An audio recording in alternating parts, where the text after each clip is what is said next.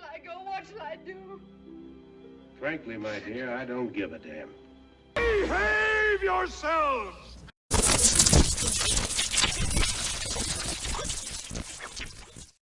Hello, YouTubers out there. This is Saravia at the movies. So I'm going to talk very briefly about this. This will be brief. About the Oscar nominations for 2024. Now, the main issue that has been addressed are the snubs towards actress Margot Robbie not being nominated for Barbie, in addition to the director Greta Gerwig not being nominated for directing Barbie. The only woman that was nominated this year was Justine Triet, who directed Anatomy of a Fall. And that was it for women this year. Now, Barbie is nominated for Best Picture. Ryan Gosling is nominated for Best Supporting Actor for Barbie. And America Ferrera is nominated for Best Supporting Actress for Barbie. So the question is, why was Margot Robbie left out? I really don't know. I think Margot Robbie, you know what the issue may be, and my wife had addressed this, and I think there's some validity to this. I think it's because Margot Robbie is just a stunning actress, and she's also stunning. I mean, she's a beautiful woman. And sometimes beauty, as they say, is in the eye of the beholder, but in some cases it can cause an issue for an actress, because it is no different than Sharon Stone. Now, Sharon Stone actually was considering making Barbie back in the 90s, and she was shot down.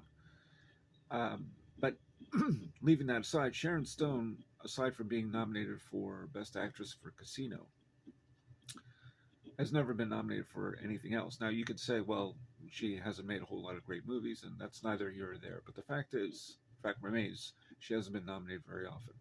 And Sharon Stone is also a beautiful woman. But I guess, sometimes when the beauty seems to overtake in some people's minds, particularly in the voters, and you remember the voters also includes actors, directors, so they are voting for these people.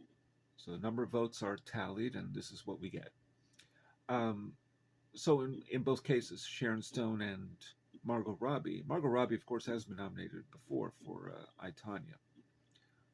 I'm not exactly sure that was the only nomination she had, but that's just the acting and category. So both have had issues with not with their beauty, but that their beauty somehow says it all, and they're not really acting.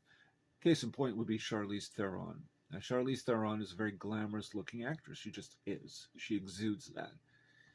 But then when she played the role of the serial killer, Eileen Wuornos, in Monster, she got a lot of accolades, and she won Best Actress. And I still think Margot Robbie probably deserved to win for I, Tonya. It was certainly an unglamorous role, but that's not the reason she should have won. I mean, can Margot Robbie be nominated and win for a role where she's just looks beautiful? I mean, who cares, right? Because it's the acting we're really looking at, hopefully. Maybe for others it's something else. But so it's interesting that she was left out, but I can't explain why except for that reason. That's a possibility. As far as director is concerned, I don't know the reason why they left out Greta Gerwig. Of course, we still have 10 movies being nominated for Best Picture, so there aren't 10 directors being nominated, and that would make more sense, I think. There are only 5, so 5 for almost everything except for the Best Picture, which is 10. It's ridiculous. It should only be 5 pictures nominated for Best Picture. I don't know if Barbie would be at the top of my list for movies of the year to be nominated. I love that movie, of course. I think it's a wonderful movie. But is it, I probably would say Oppenheimer deserves it more, perhaps Killers of the Flower Moon, or even a film that's been ignored this year, which is Blackberry. So, but leaving that aside, I don't know why Greta Gerwig wasn't nominated. It's a good question. I mean, if you're going to nominate her for Best Picture, shouldn't the director get it? Well, but it doesn't always work out that way either. When you think back in the nearly 100 years history, 100-year history of the Academy Awards, women have won Best Director only 3 times. So Chloe Zhao, I guess, for Nomadland, which I kind of forgot she won. Catherine Bigelow for The Hurt Locker, which I did remember. And Jane Campion for The Power of the Dog. That's it. A total of 8 women in the 100 years of the Academy history have actually been nominated for Best Director. And that would include this year Justine Triet for Anatomy of a Fall. It just doesn't include Greta Gerwig. So you still have a woman being nominated. It's just not the woman I guess everybody expected. Maybe because not too many people saw Anatomy of a Fall. That could be a reason. So you have to take that into account as well. But when you think back to, and I remember this over 30 years ago now, Barbra Streisand was, in fact, I don't think she's ever been nominated, and she's directed at least 3 films, to the best of my knowledge. One of them being The Prince of Tides. And there was a lot of controversy that the film was nominated for Best Picture, but she was not nominated for Best Director, as if the film directed itself. And that's when, back then, when you had only 5 films being nominated. So I don't know if we've come a long way since. It's good that, again, that there have been 8 women directors that have been nominated in the past 30 years, I guess. And prior to that, of course, hardly ever. I mean, it was never a thing, as far as I know. But 3 women have won, so that's a good sign. And Jane Campion won, I believe, was for last year for Power of the Dog. So I don't know. What do the rest of you think? You think Greta Gerwig was a missed opportunity?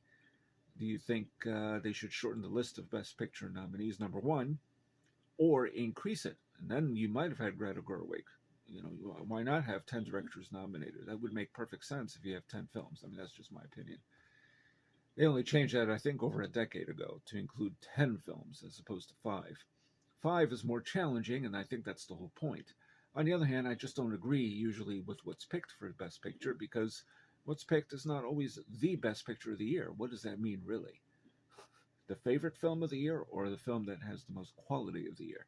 But anyway, leaving that aside, maybe Greta Gerwig should have been nominated, but it didn't happen, so there are the reasons. And then there's Margot Robbie. So what do the rest of you think?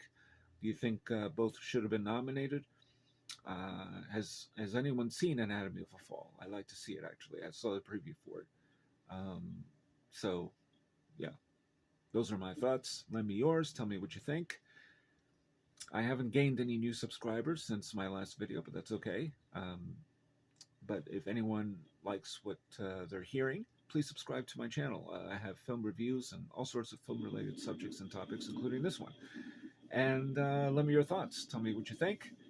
And for those who have subscribed, please hit the notification bell for future uploads. And I guess that's about it. And this is Jerry Saravia at the Movies, signing off.